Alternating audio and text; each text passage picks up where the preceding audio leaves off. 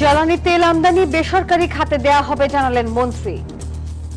Particularly energy সেক্টরে আমাদের private investment আমাদের অত্যন্ত জরুরি। বিদেশি বিনিয়োগকারীদের সব সহযোগিতার আশ্বাস প্রধানমন্ত্রীর। দেশের নদী বালু থেকে সিলিকা উৎপাদনের সম্ভাবনা। রাষ্ট্রপতি পদে বিএনপির প্রার্থী ঘোষণা পরশু। গণতন্ত্রের স্বার্থে নির্বাচনে বিরোধী দল সরাসরি সম্প্রচার হবে ভোট গ্রহণ। ওরা আগুন দিচ্ছে, ওদের বাড়ি ঘর আছে না, আমরা বসে থাকার সময় নেই। আমাদেরও বাড়ি ঘরে আগুন দিচ্ছে, ওদের বাড়ি ঘরে আগুন। বাড়িঘর ব্যবসা প্রতিষ্ঠান পোড়ানোর নির্দেশ দেন শেখ হাসিনা। প্রধানের সফর স্বাভাবিক চোখেই দেখছে ঢাকা। রয়ের যিনি এসছেন, প্রধান এসছেন, এটা নিয়ে প্রচুর স্পেকুলেশন দেখছি। তিনি চায়না থেকে ঢাকায় এসছেন, সো এটা তার এক ধরনের সফর। দুর্বল পাঠদান আর ঘন ঘন নীতি বদলে এসএসসিতে বিপর্যয় বলছেন শিক্ষাবিদরা। মূল্যায়ন পদ্ধতি পরিবর্তনের তাগিদ। দেশে উগ্রবাদীর নেটওয়ার্ক সক্রিয় হওয়ার শঙ্কা, গতি নেই তদন্তে। নজরদারির বাইরে জামিনে বের হওয়া জঙ্গিরাও। কিছু কিছু দৃশ্যমান অ্যাকশন দরকার। এই দৃশ্যমান অ্যাকশন হলে হবে কি যে এক ধরনের আস্থা তৈরি হবে সাধারণ জনগণের মধ্যে। সিরিয়ার ক্ষমতাচ্যুত প্রেসিডেন্ট বাশার আল আসাদের মৃত্যুদণ্ড আন্তর্জাতিক আইনে বিচারের উদ্যোগ নেওয়ার সিদ্ধান্ত। স্বাগত নিউজ 24 সংবাদে। পুরো সংবাদে আপনাদের সাথে আছি আমরা দুজন। আমি সোহাগ বক্স, সঙ্গে আছি আমি নাফিসা হক। আপনারা এতক্ষণ দেখছিলেন বিআরবি কেবলস সংবাদ শিরোনাম। জ্বালানি তেলের অবৈধ ব্যবসা থামাতে পরিশোধিত তেল আমদানি ও বিপণনে বেসরকারি উদ্যোগের সিদ্ধান্ত নিয়েছে সরকার। বিদ্যুৎ, জ্বালানি ও খনিজ সম্পদ মন্ত্রী ইকবাল হাসান মাহমুদ টুকু জানিয়েছে, জ্বালানি তেল আমদানিতে বেসরকারি খাতে দেওয়া হবে। রাজধানীতে এফইআরবির সেমিনারে এসব কথা জানিয়েছেন। বছরের শুরুতে ইরানের সঙ্গে যুক্তরাষ্ট্র আর ইসরায়েলের যুদ্ধের উত্তাপ টের পাওয়া যায় বাংলাদেশের জ্বালানির বাজারে। তেলের পাম্পে জ্বালানির জন্য শুরু হয় হাহাকার, বাড়ে কালোবাজারিদের দৌরাত্ম্য। এমন বাস্তবতায় জ্বালানি তেল আমদানি আর বিপণন ব্যবস্থায় পরিবর্তন আনার সিদ্ধান্ত নেয় সরকার। এর ফলে নিরবিচ্ছিন্ন জ্বালানির সরবরাহ নিশ্চিত হবে, চাপ কমবে বাংলাদেশ পেট্রোলিয়াম কর্পোরেশন বিপিসির ওপর, এমনটি মনে করছে সরকার। ঢাকায় এফইআরবি আয়োজিত জ্বালানি খাতের সংকট, সম্ভাবনা এবং উত্তরণের উপায় শীর্ষক সেমিনারে বিদ্যুৎ, জ্বালানি ও খনিজ সম্পদ মন্ত্রী ইকবাল হাসান মাহমুদ টুকু বলেন, জনগণের ভোগান্তি কমিয়ে সামগ্রিক অর্থনীতি চাঙ্গা করতে জ্বালানি খাতে বেসরকারি বিনিয়োগ খুবই দরকার। দেখা গেল যে ব্ল্যাক মার্কেটিং শুরু হলো। এইটা দেখে আমি মাননীয় প্রধানমন্ত্রীকে এর সাথে আলাপ করলাম যে আমরা তেলের ব্যবসাটা প্রাইভেটে দিয়ে দিই। অলরেডি প্রাইভেট থেকে আমরা তেল কিনি, এই যে কম্প্রেস করে অকটেন পেট্রোল বিক্রি করে কিছু কোম্পানি, তাদের কাছে আমরা কিনি। তো যদি ওইটা হইতে পারে তা আমরা সব ওদেরকেও দিয়ে দিই না কেন? থাকুক দেশে দুইটা পেট্রোল পাম্প থাকুক, একটা পদ্মা মেঘনা যমুনার থাকুক, একটা বেসরকারি থাকুক, যেমন ইন্ডিয়াতে আছে ইন্ডিয়ান ওয়েল আর রিলায়েন্স। মন্ত্রী বলেন, সরকারের এমন উদ্যোগকে নিয়ে সামাজিক মাধ্যমে নানা অপপ্রচার চালাচ্ছে একটি মহল। এ ধরনের অপপ্রচারকে উদ্ভট বলে মন্তব্য করেন তিনি। আমিও তাদেরকে অনুরোধ করব, পলিটিক্স আপনারাও করেন, দেশের স্বার্থে করেন। দেশের এই ক্রাইসিসকে বাড়িয়ে দিয়ে আপনারা কোনো কিছু হাসিল করতে পারবেন না। সেমিনারে বিদ্যুৎ ও জ্বালানি প্রতিমন্ত্রী বলেন, দেশে জ্বালানি ও বিদ্যুতের চাহিদার সঙ্গে সরবরাহের ঘাটতি আছে। তিনি জানান, এর দীর্ঘমেয়াদী সমাধান দিতে কাজ করছে সরকার। জ্বালানির সরবরাহ এবং চাহিদার মধ্যে কিন্তু একটি বড় ধরনের গ্যাপ রয়েছে। শাহ আলী জয়, নিউজ 24, ঢাকা। বাংলাদেশে বিনিয়োগে আগ্রহী বিদেশিদের সব ধরনের সহযোগিতা করবে সরকার, জানিয়েছেন প্রধানমন্ত্রী Tarique Rahman. American chamber of commerce in Bangladesh এমচেমের প্রতিনিধি দলের সঙ্গে সৌজন্য সাক্ষাতে এই আশ্বাস দেন তিনি। সকালে সচিবালয়ে মন্ত্রিপরিষদ বিভাগের সভাকক্ষে এই সাক্ষাৎ হয়। সংগঠনটির নেতারা প্রধানমন্ত্রীকে জানান, বাংলাদেশে আরও মার্কিন বিনিয়োগ আকর্ষণ ও দুই দেশের বাণিজ্যিক সম্পর্ক জোরদারে কাজ করছেন তারা।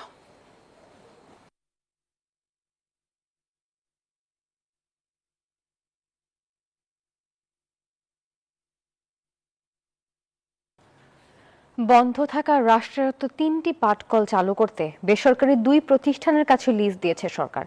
এ বিষয়ে প্রাণ আরএফএল গ্রুপ এবং হ্যামকো গ্রুপের সঙ্গে চুক্তি সই করেছে বাংলাদেশ জুট মিলস কর্পোরেশন। চুক্তি অনুযায়ী সিরাজগঞ্জের জাতীয় জুট মিলস লিমিটেড ও খুলনার star jute mills limited lease নিয়েছে প্রাণ আরএফএল, আর platinum jubilee jute mills limited lease নিয়েছে হ্যামকো গ্রুপ। মিল 3টি চালু হলে 11,500-এরও বেশি মানুষের কর্মসংস্থান হবে। বিনিয়োগ হবে প্রায় 619 কোটি টাকা।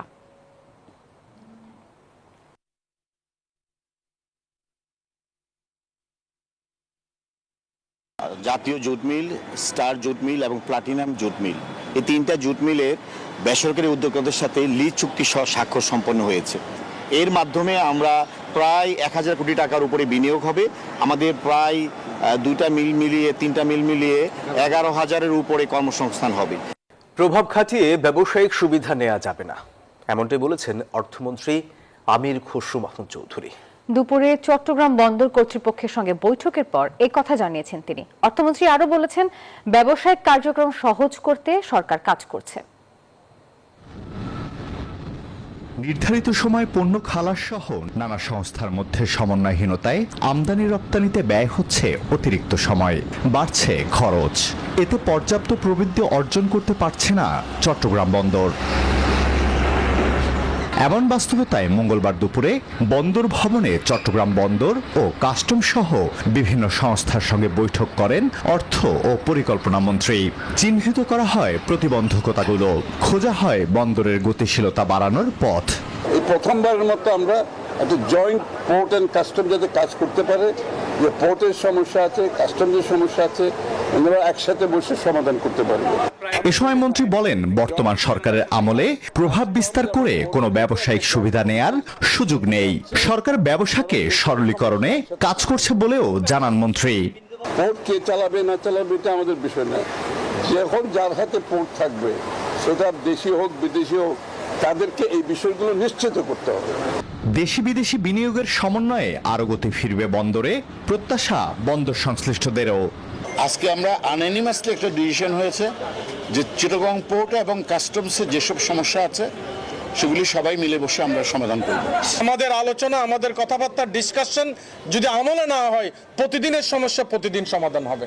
বন্দরের কার্যক্রমে গতি আনতে এনবিআর ও চট্টগ্রাম বন্দর কর্মকর্তাদের নিয়ে একটি কমিটি করে দেন মন্ত্রী। Desk report, news 24। আধুনিক সভ্যতার স্পন্দন এখন লুকিয়ে আছে ক্ষুদ্র এক চিপের ভেতর, যাকে আমরা বলি সেমিকন্ডাক্টর। এআই থেকে শুরু করে বৈদ্যুতিক গাড়ি কিংবা 5G নেটওয়ার্ক, সবকিছুরই প্রাণভোমরা এই প্রযুক্তি। কিন্তু কেমন হবে যদি বলি আমাদের প্রমত্ত পদ্মা, যমুনা কিংবা তিস্তার বুকে লুকিয়ে আছে এই ডিজিটাল বিপ্লবের বীজ? Geological survey of Bangladesh GSB এর এক গবেষণায় উঠে এসেছে, বাংলার নদীবালু থেকে উচ্চ বিশুদ্ধতার সিলিকা বা হাই পিউরিটি কোয়ার্টজ HPQ উৎপাদন সম্ভব হতে পারে। আল মোহাইমিনুল খানের রিপোর্ট।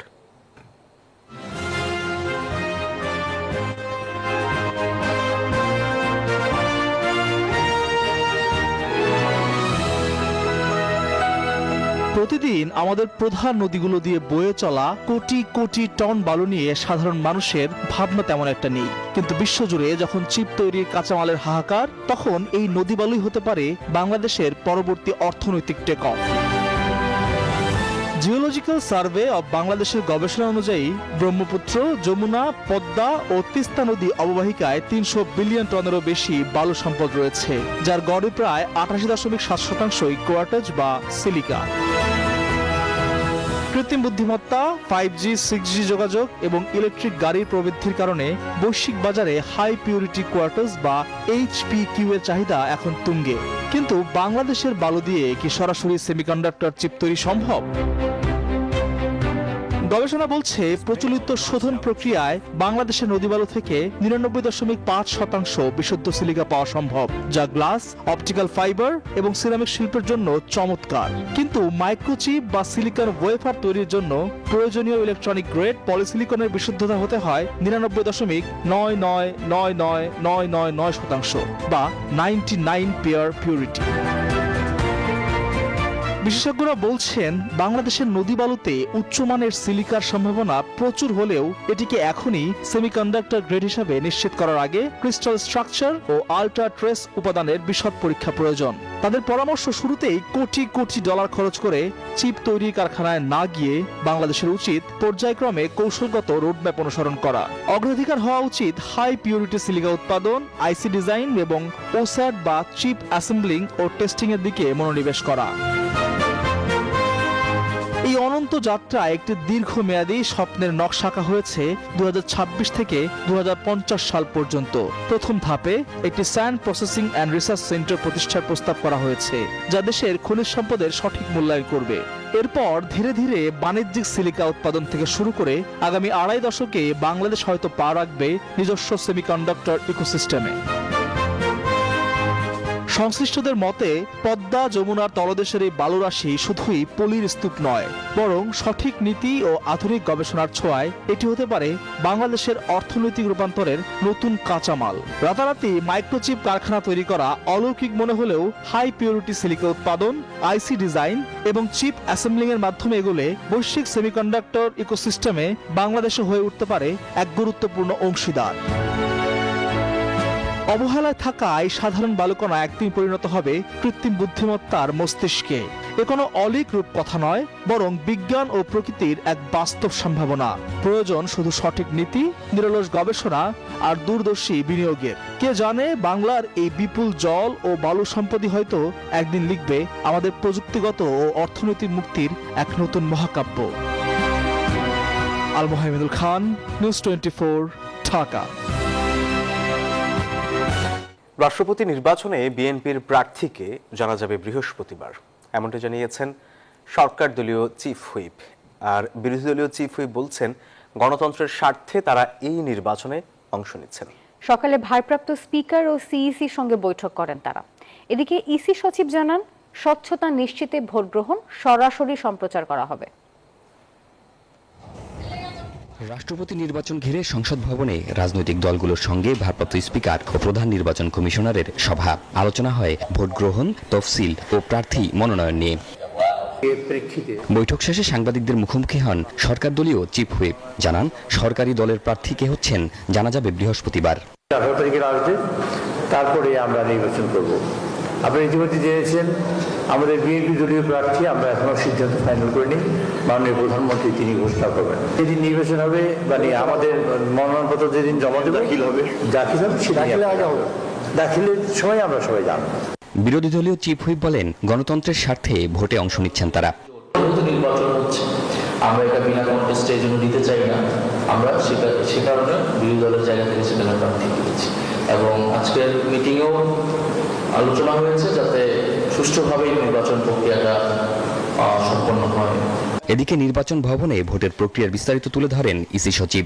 লাইভ টেলিকাস্ট ওখান থেকে করা হবে এবং আপনাদের সংবাদকর্মীদের বোধহয় বসার ব্যবস্থা রাখা হবে। প্রাথমিক ফলাফলটা ওখানে ঘোষণা করা হবে, গেজেটটা করা হবে অফিসে এসে, কেন এখান থেকে গেজেট করার তো ওখানে সুযোগ নাই। ইসি সচিব জানান, নির্বাচনে ভোট দেবেন 349 এমপি। সংসদ কক্ষে ভোট নেওয়া হবে 20 আগস্ট দুপুর 2টা থেকে বিকেল 5টা পর্যন্ত। শিহাব জাহিদ, নিউজ 24, ঢাকা। ত্রয়োদশ জাতীয় সংসদের তৃতীয় অধিবেশন বসছে আগামী 27 আগস্ট থেকে।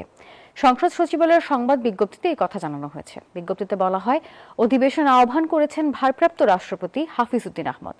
সবশেষ গত 15 জুলাই ত্রয়োদশ সংসদের দ্বিতীয় অধিবেশন শেষ হয়। গত 7 জুন শুরু হওয়া ওই অধিবেশন চলে 26 কার্যদিবস। পাশ হয় 10টি সরকারি বিল।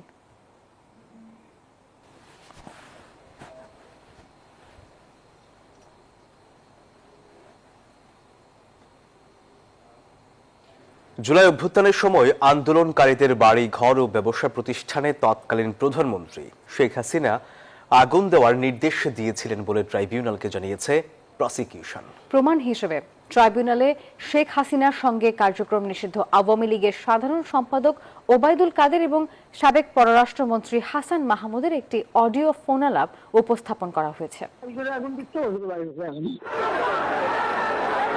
জুলাই আন্দোলন দমনে ফোনে একের পর এক যে নির্দেশনা দিয়েছিলেন ওবায়দুল কাদের, সম্প্রতি ট্রাইব্যুনালে দাখিল করা তার বিভিন্ন কল রেকর্ড তা প্রমাণ করে। কখনো টিভি চ্যানেল বন্ধ করতে বলা, কখনো নেট স্লো করে দিতে বলা থেকে আন্দোলনকারীদের মারারও নির্দেশ দেন তিনি। প্রত্যেকটা এমপিকে ডাকো, খবর দাও, প্রত্যেক এলাকার পরিষদ দিতে হবে। জি না, ওই যে তোমার সেতু ভবনে আবার আগুন লাগাচ্ছে। তবে এবার ট্রাইব্যুনালে যে অডিও শোনানো হয়েছে তাতে জুলাই আন্দোলনের সময় আন্দোলনকারীদের বাড়িঘর ও ব্যবসা প্রতিষ্ঠানে পাল্টা আগুন দেওয়ার নির্দেশ দিয়েছেন তৎকালীন প্রধানমন্ত্রী শেখ হাসিনা। ওরা আগুন দিচ্ছে, ওদের বাড়িঘর আছে না, আমরা বসে থাকার সময় নেই। আমাদেরও বাড়িঘরে আগুন দিচ্ছে, ওদের বাড়িঘরে আগুন ওদের ব্যবসা প্রতিষ্ঠান কি কি আছে খুঁজে বার করুন। আন্দোলনকারীদের ওপর সহিংসতার দায় চাপানোর কথাও উঠে এসেছে এই ফোনালাপে। সেই সাথে হাসান মাহমুদের সাথে শেখ হাসিনার কথোপকথনেও উঠে আসে আন্দোলন দমানোর প্রসঙ্গ। ওরা কিন্তু এই সব জায়গায় আবার তৈরি হচ্ছে আর শুধু আগুন দিয়ে পোড়াতে সব। বুঝছো? জি আপা, আপনি কাদের ব্যাগে যেভাবে নির্দেশ না, সব আমাদের লোক থাকতে হবে। ওরা তো আগুন দিয়ে পোড়াবে, তো ওদের বাড়ি গাড়ি আছে, অন্য কিছু করে লাভ নেই। তোরা পোড়াবি আর আমরা পোড়াবো। রাইট, এটাই ঠিক পড়তাই। প্রসিকিউশন বলছে ওবায়দুল কাদের, আরাফাত, যুবলীগ, ছাত্রলীগের শীর্ষ নেতা সহ 7 জনের মামলার বিচার একেবারে শেষ পর্যায়ে। সাবেক সেতুমন্ত্রী এবং আওয়ামী লীগের সাধারণ সম্পাদক ওবায়দুল কাদের সহ 7 জনের বিরুদ্ধে জুলাই গণঅভ্যুত্থান চলাকালে মানবতা বিরোধী অপরাধের অভিযোগে যে মামলাটি চলছে, দীর্ঘ 4 দিন ধরে সেই মামলার যুক্তিতর্ক উপস্থাপন করছি আমরা প্রসিকিউশনের পক্ষ থেকে। আমরা এই মামলার প্রত্যেকটি আসামির বিরুদ্ধে সন্দেহাতীতভাবে এই মামলা প্রমাণ করতে সক্ষম হয়েছে এবং আমরা মনে করি যে এই ট্রাইব্যুনাল এই সাক্ষ্যের ভিত্তিতে প্রত্যেকটি আসামিকে সর্বোচ্চ শাস্তি প্রদান। এ পর্যন্ত জুলাই আন্দোলনে মানবতা বিরোধী অপরাধের 6টি মামলার রায় হয়েছে ট্রাইব্যুনালে, আরও বেশ কয়েকটির শুনানি শেষ পর্যায়ে। মাহমুদ হাসান, নিউজ 24, ঢাকা। ভারতের গোয়েন্দা সংস্থার প্রধানের ঢাকা সফর দুদেশের মধ্যে স্বাভাবিক কার্যক্রমের অংশ এবং এটি নিয়ে জল্পনার কিছুই নেই বলেছেন প্রধানমন্ত্রীর তথ্য উপদেষ্টা ডক্টর জাহিদুর রহমান। বলেন, দণ্ডপ্রাপ্ত ব্যক্তিকে সংবাদ সম্মেলন করতে দেয়ায় ভারতকে কঠোর বার্তা দিয়েছে বাংলাদেশ। তবে শেখ হাসিনা ফিরলে পূর্ণ নিরাপত্তার সঙ্গে বিচারের মুখোমুখি করা হবে। দুপুরে সচিবালয়ে সাংবাদিকদের সাথে কথা বলেন তিনি। ভারতের গোয়েন্দা সংস্থা রিসার্চ অ্যান্ড অ্যানালাইসিস উইং প্রধান পরাগ জৈন সহ 3 গোয়েন্দা কর্মকর্তা সম্প্রতি ঢাকা সফর করেন। জানা গেছে সফরকালে স্বরাষ্ট্রমন্ত্রী সালাউদ্দিন আহমেদ ও প্রধানমন্ত্রীর প্রতিরক্ষা উপদেষ্টা ব্রিগেডিয়ার জেনারেল অবসরপ্রাপ্ত ডক্টর এ.কে.এম. শামসুল ইসলামের সঙ্গে বৈঠক করেন প্রধান। তাই পূর্ব নির্ধারিত হলেও আরও কারণেই এই সফর ঘিরে বাড়তি কৌতূহল আছে জনমনে।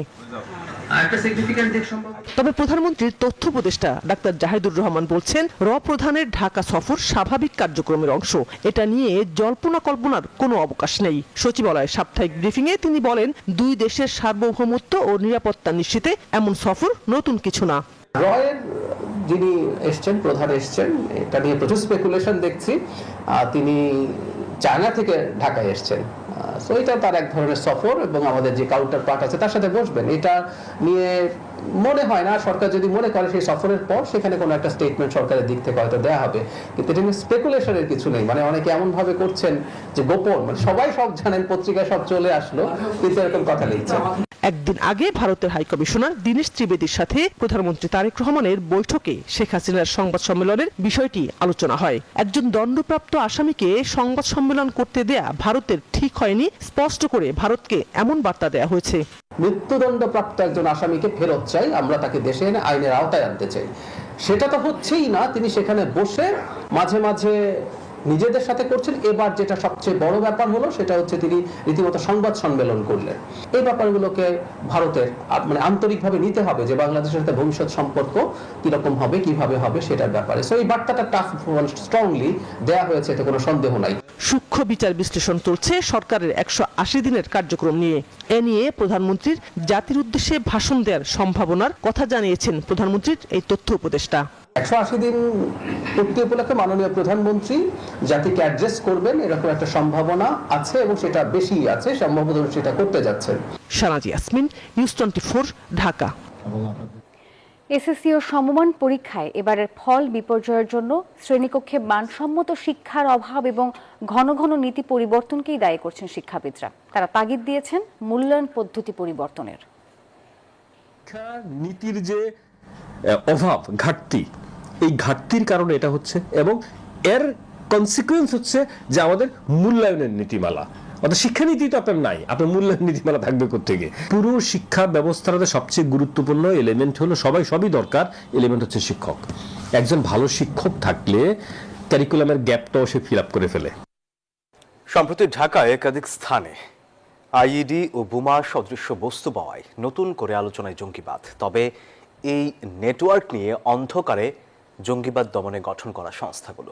এমনকি নজরদারিতে নেই জামিনে বের হওয়া জঙ্গিরাও। নিরাপত্তা বিশ্লেষকদের শঙ্কা, আবারও মাথাচাড়া দিতে পারে উগ্রবাদ বা বিচ্ছিন্নতাবাদ। বিস্তারিত মাসুদা লাবণীর প্রতিবেদনে। নরসিংদীর শেখ আজিজুল হাক্কানি 2024 সালে করাচি বিমানবন্দরে গ্রেফতার হন। পাকিস্তানের নিষিদ্ধ জঙ্গি গোষ্ঠী তেহরিকি তালিবান পাকিস্তান বা টিটিপির সাথে জড়িত থাকার অভিযোগে প্রায় 20 মাস রাওয়ালপিন্ডি কারাগারে ছিলেন তিনি। চলতি বছরের 2 আগস্ট পাকিস্তান পুলিশ তাকে তুলে দেয় ঢাকা বিমানবন্দরের ইমিগ্রেশন পুলিশের হাতে।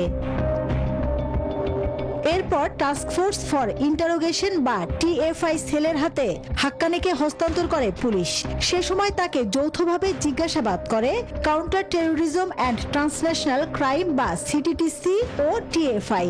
সেখানে তার দেয়া তথ্য মতে শুধু হাক্কানি একাই নয়, আরো অনেক বাংলাদেশি যুক্ত টিটিপির নেটওয়ার্কে।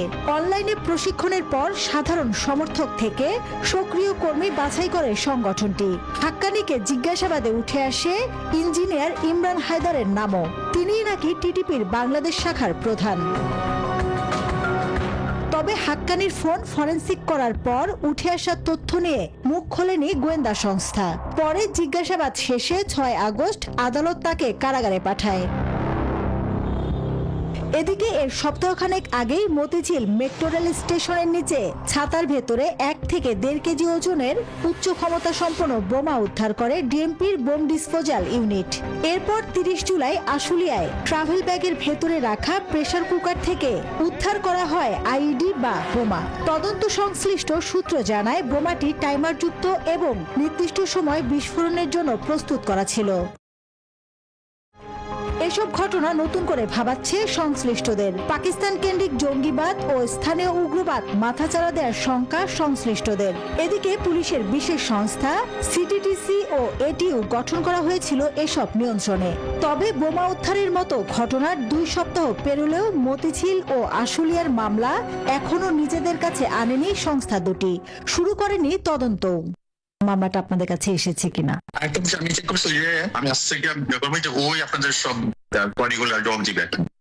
এমন অবস্থায় নিরাপত্তা বিশ্লেষকরা বলছেন, জঙ্গি বা উগ্রবাদ দমনে করা সংস্থাগুলোকে এখনই কার্যক্রমে ফেরানো জরুরি। কিছু কিছু দৃশ্যমান অ্যাকশন দরকার। এই দৃশ্যমান অ্যাকশন হলে হবে কি যে এক ধরনের আস্থা তৈরি হবে সাধারণ জনগণের মধ্যে। বাংলাদেশকে দুর্বল রাষ্ট্রে পরিণত করতে দেশি বিদেশি একাধিক নেটওয়ার্ক সক্রিয় থাকার শঙ্কাও প্রকাশ করছেন কেউ কেউ। সকল লাইন নিয়ে চিন্তা করতে হবে, চিন্তা করে এটার রুট যারা আছে সেটা তাকে বের করতে হবে, ওয়েদার ইট ইজ বাংলাদেশের ভেতরে ওর বাইরে। বর্তমান অবস্থার প্রেক্ষিতে অনুসন্ধানে জানা যায় সিটিটিসি ও এটিইউ কারো কাছে নেই 5 আগস্ট পরবর্তী জামিনে বের হওয়া জঙ্গিদের তালিকা। সংখ্যাটা বলা যায় যে আপনাদের নজরদারিতে আছে কিনা? সংখ্যাটা ওই তালিকার সঙ্গে সংযুক্ত। এমনকি আইন শৃঙ্খলা বাহিনীর নজরদারিতেও নেই তারা। একই দশা র্যাপিড অ্যাকশন ব্যাটালিয়ন র্যাবেরও। মাসুদা লাবণী, নিউজ 24, ঢাকা। এবারে আন্তর্জাতিক প্রসঙ্গ। সিরিয়ার ক্ষমতাচ্যুত প্রেসিডেন্ট বাশার আল আসাদকে মৃত্যুদণ্ড দিয়েছেন দেশটির একটি আদালত। সাথে তার ছোট ভাই এবং মামাতো ভাইকেও একই সাজা দেন আদালত। 14 বছর ধরে চলা সিরিয়ার সংঘাতের সময় সংঘটিত মানবতা বিরোধী অপরাধের জন্য এই সাজা দেন আদালত। এই বিষয়ে আসাদ পরিবারে তাৎক্ষণিক কোনো প্রতিক্রিয়া পাওয়া যায়নি। সিরিয়ার ক্ষমতাচ্যুত প্রেসিডেন্ট বাশার আল আসাদ ও তার ছোট ভাই মাহের আল আসাদকে মৃত্যুদণ্ড দিয়েছে দেশটির একটি আদালত। তাদের অনুপস্থিতিতে এই সাজা দেওয়া হয়। সিরিয়ায় 14 বছর ধরে চলা সংঘাতে মানবতা বিরোধী অপরাধ ও যুদ্ধাপরাধের অভিযোগে আদালত এ রায় দেয়। সিরিয়ায় আসাদ পরিবার 5 দশক ধরে শাসন করে। সেই শাসনের অবসানে প্রায় 20 মাস পর বাশার আল আসাদ বা তার ঘনিষ্ঠ সহযোগীদের বিরুদ্ধে এটি প্রথম কোনো রায়। মানবাধিকার সংগঠনগুলোর অভিযোগের ভিত্তিতে তদন্ত ও বিচারিক প্রক্রিয়া পরিচালিত হয়। সিরিয়ার 4র্থ ফৌজদারি আদালত বাশার ও মাহের আল আসাদের বিরুদ্ধে আন্তর্জাতিক গ্রেফতারি অভিযান চালানোরও নির্দেশ দিয়েছেন। একই মামলায় মৃত্যুদণ্ড দেয়া হয় বাশার আল আসাদের মামতো ভাই আতেফ নাজিবকেও। দক্ষিণাঞ্চলীয় দারা প্রদেশে সরকার বিরোধী বিক্ষোভ দমনে নেতৃত্ব দেওয়ার দায়ে তাকে অভিযুক্ত করা হয়। ওই দমন পীড়নই পরবর্তীতে দেশজুড়ে গণঅভ্যুত্থান ও দীর্ঘ গৃহযুদ্ধের সূচনা ঘটায়। কঠোর নিরাপত্তার মধ্যে আদালতে হাজির করা হয় আতেফ নাজিবকে। কারাগারে পোশাক পরা অবস্থায় তাকে খাঁচার ভেতরে রাখা হয়। পরে বিচারক তার বিরুদ্ধে দেওয়া মৃত্যুদণ্ডের রায় পড়ে শোনান। গত বছর জানুয়ারিতে তাকে আটক করে সিরীয় কর্তৃপক্ষ। 2024 সালে বর্তমান প্রেসিডেন্ট আহমেদ আল শারার নেতৃত্বাধীন যোদ্ধারা পরাস্ত করে আসাদ সরকারকে। মাত্র 11 দিনের অভিযানে তৎকালীন সরকারের পতন ঘটে। ক্ষমতাচ্যুত হওয়ার পর রাশিয়ার রাজধানী মস্কোতে পালিয়ে যান বাশার আল আসাদ। চন্দ্রানী চন্দ্রা, নিউজ 24। দর্শকের এই ছিল নিউজ 24 সংবাদের এখনকার আয়োজনে। পুরো আয়োজনের সাথে থাকার জন্য ধন্যবাদ সবাইকে।